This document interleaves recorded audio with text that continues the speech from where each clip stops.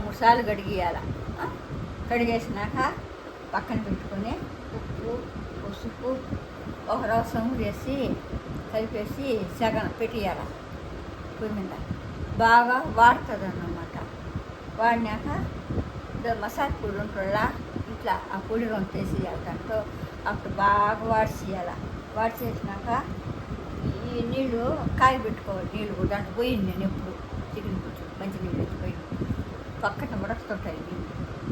అంటే మిరప్పొడి ధనియాల పొడి పసుపు ముందే వేసేసల్లా అవి వేసేసి ఈ మసాలా చికెన్ పులుసుగా ఎర్రగడ్డ తెల్లగడ్డ సోపు లవంగం అనాసుపు మరమగ అన్నీ వేసి కొబ్బరి అన్నీ వేసి అల్లము అన్నీ వేసి ముద్ద చేసి పెట్టుకోవాలి అంతా. అప్పుడు ఈ ఎర్రగడ్డ వేసి టమాటా వేసి వేగినాక ఈ అల్లం ఇది వేసేయాలి. మసాలా కూడా నూరు పెట్టుకున్న మసాలా కూడా వేసేయాలి. అది వేగనియాలి బాగా. వేగినాక ఈ కూర పాసి పెట్టుకున్న వాళ్ళు అప్పుడు ఈ కూర దాంట్లో పోసేయాలి.